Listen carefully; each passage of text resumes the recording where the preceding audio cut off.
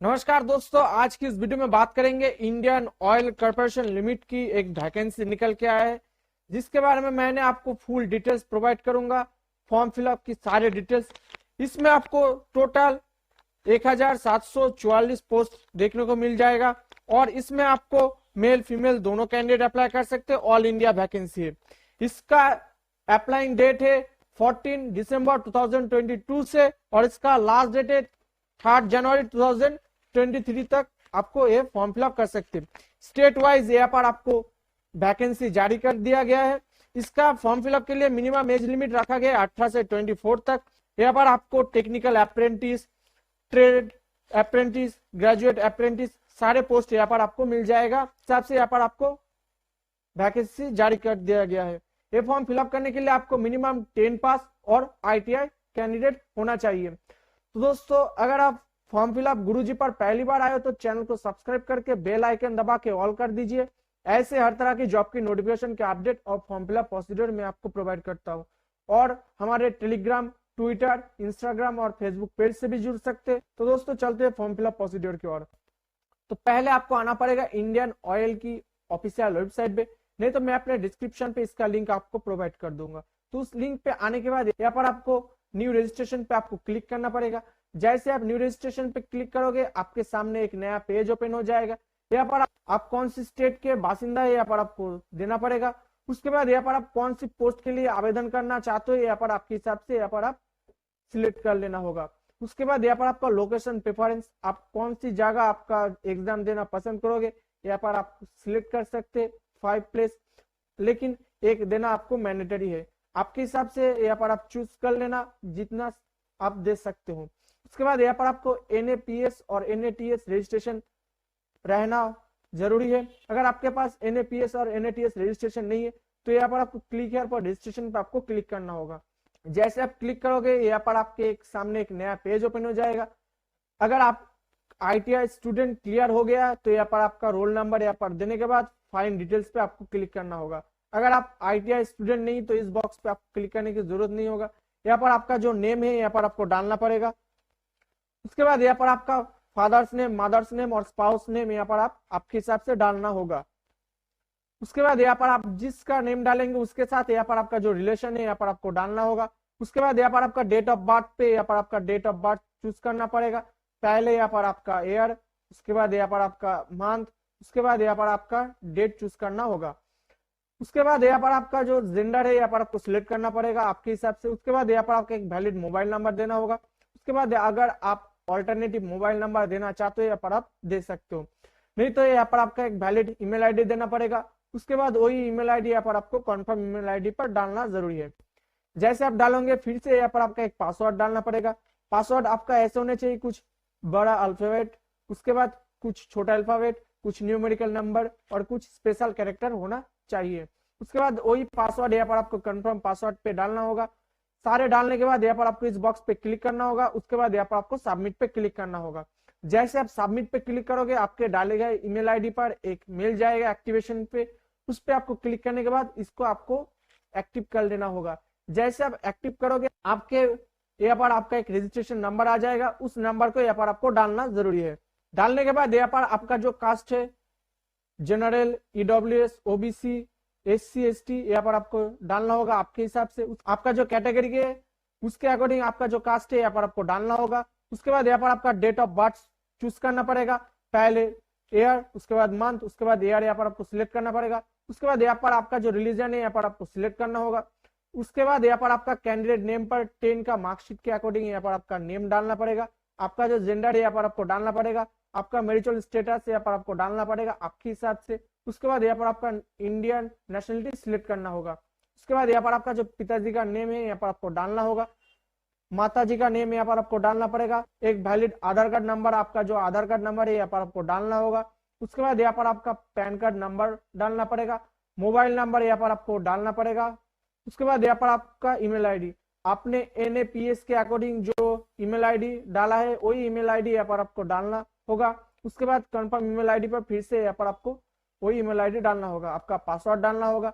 Password आपका ऐसे होना चाहिए, कुछ बड़ा अल्फाबेट, कुछ छोटा अल्फाबेट, कुछ न्यूमेरिकल नंबर और कुछ स्पेशल कैरेक्टर, ऐसे देकर आपका पासवर्ड स्ट्रांग होता है। तो ऐसे आपका पासवर्ड क्रिएट करना पड़ेगा। उसके बाद इस बॉक्स पे आपको क्लिक करना होगा। उसके बाद यहाँ पर आपको रजिस्टर नाउ पे क्लिक करना जरूरी है। उसके बाद यहाँ पर आपका रजिस्ट्रेशन सक्सेसफुल हो जाएगा। आपके डाले गए सारे डिटेल्स यहाँ पर आपको शो हो जाएगा। उसके बाद यहाँ पर लॉग इन नाउ पर आपको क्लिक करना जरूरी है। उसके बाद यहाँ पर आपका कैंडिडेट लॉगिन पे आने के बाद यहाँ पर आपका रजिस्ट्रेशन नंबर और पासवर्ड डालने के बाद यहाँ पर आपको लॉगिन पे क्लिक करना होगा। उसके बाद आपके सामने एक प्राइमरी डिटेल्स आ जाएगा। यहाँ पर आपका कास्ट सर्टिफिकेट नंबर और रजिस्ट्रेशन नंबर यहाँ पर डालना होगा। उसके बाद यहाँ पर आपका कास्ट सर्टिफिकेट और रजिस्ट्रेशन इशू डेट यहाँ पर आपको डालना होगा, यानी आप जो कास्ट डाले हो EWS SC ST उसका नंबर यहाँ पर आपको डालना होगा।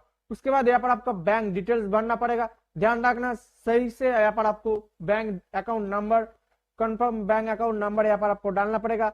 आपका जो बैंक है कौन सी बैंक पे है यहाँ पर आपको डालना होगा। बैंक IFSC कोड यहाँ पर डालना होगा जो आपको पासबुक में आपको मिल जाएगा फ्रंट पेज पे। उसके बाद यहाँ पर आपका करस्पॉन्डेंट एड्रेस डालना पड़ेगा आपके हिसाब से। उसके बाद यहाँ पर आपका एरिया, कॉलोनी, स्ट्रीट नेम यहाँ पर आपको डालना पड़ेगा। उसके बाद यहाँ पर आपका एक लैंडमार्क डालना पड़ेगा, जैसे कोई मंदिर, मस्जिद, गिरजा जो है यहाँ पर आपके हिसाब से डालना पड़ेगा, कोई स्कूल। उसके बाद यहाँ पर आपका जो टाउन है यहाँ पर आपको डालना पड़ेगा। यहाँ पर आपका स्टेट चूज करना पड़ेगा। यहाँ पर आपका पिन कोड डालना पड़ेगा। उसके बाद नियरेस्ट पोस्ट ऑफिस का यहाँ पर आपका नेम लिखना पड़ेगा। उसके बाद आपका नियरेस्ट रेलवे स्टेशन जो है यहाँ पर आपको डालना होगा। उसके बाद यहाँ पर आपका परमानेंट एड्रेस और करस्पॉन्डेंट एड्रेस अगर सेम है तो यहाँ पर आपको इस बॉक्स पे क्लिक करना होगा। करस्पॉन्डेंट एड्रेस आपका प्रेजेंट का एड्रेस होता है और परमानेंट एड्रेस यानी आपका स्थायी एड्रेस होता है। उसके बाद यहाँ पर आपके जो डाले गए मोबाइल नंबर है उस पे आपका सेंड OTP पर क्लिक करने के बाद यहाँ पर आपको वेरीफाई OTP पर उस OTP को यहाँ पर आपको वेरीफाई करना होगा। तो वेरीफाई OTP पर क्लिक करने के बाद यहाँ पर आपका सेव एंड नेक्स्ट पे क्लिक करना होगा। उसके बाद यहाँ पर आपका एजुकेशन क्वालिफिकेशन देना पड़ेगा। आपका जो 10 का बोर्ड का नेम था यहाँ पर आपको देना पड़ेगा। उसके बाद यहाँ पर आपका डेट ऑफ पासिंग यहाँ पर आपको चूज करना पड़ेगा। आपका जो डेट ऑफ पासिंग था 10 का वो यहाँ पर आपको देना होगा, पहले ईयर, उसके बाद मंथ, उसके बाद यहाँ पर आपको उसके बाद डेट देना पड़ेगा, कितना मार्क्स आपने गेन किया था यहाँ पर आपको देना होगा। उसके बाद यहाँ पर आपका कितने में एग्जाम हुआ था यहाँ पर आपको देना होगा। जैसे आप देंगे यहाँ पर आपको परसेंटेज ऑटो कैलकुलेट हो जाएगा। उसके बाद यहाँ पर आपका 12 का बोर्ड का नेम देना पड़ेगा। उसके बाद यहाँ पर आपका डेट ऑफ पासिंग यहाँ पर आपको देना होगा। फिर से जैसे आपने 10 का फिलअप किया ऐसे आपको 10 का फिलअप करना पड़ेगा। उसके बाद यहाँ पर आपने कितना मार्क्स पाया है यहाँ पर आपको देना होगा। उसके बाद यहाँ पर आपका कितने में एग्जाम हुआ था यहाँ पर आपको देना होगा। उसके बाद यहाँ पर आपका कैलकुलेट हो जाएगा आपका परसेंटेज। उसके बाद यहाँ पर आपका ITI का इंफॉर्मेशन डालना पड़ेगा। उसके बाद यहाँ पर आपका डेट ऑफ पासिंग यहाँ पर आपको देना होगा, पहले डेट, उसके बाद मंथ, उसके बाद ईयर यहाँ पर चूज करना पड़ेगा। उसके बाद यहाँ पर आपका ऑब्टेनिंग मार्क्स का यहाँ पर कितना था यहाँ पर आपको देना होगा। उसके बाद यहाँ पर फिर से आपको टोटल मार्क्स देना पड़ेगा। उसके बाद यहाँ पर आपका परसेंटेज कैलकुलेट हो जाएगा। उसके बाद यहाँ पर आपका एजुकेशनल फील्ड यहाँ पर चूज करना पड़ेगा। उसके बाद यहाँ पर I have field up all the details carefully यहाँ पर आपको बॉक्स पे क्लिक करना होगा। उसके बाद यहाँ पर आपको सेव एंड नेक्स्ट पे क्लिक करना होगा।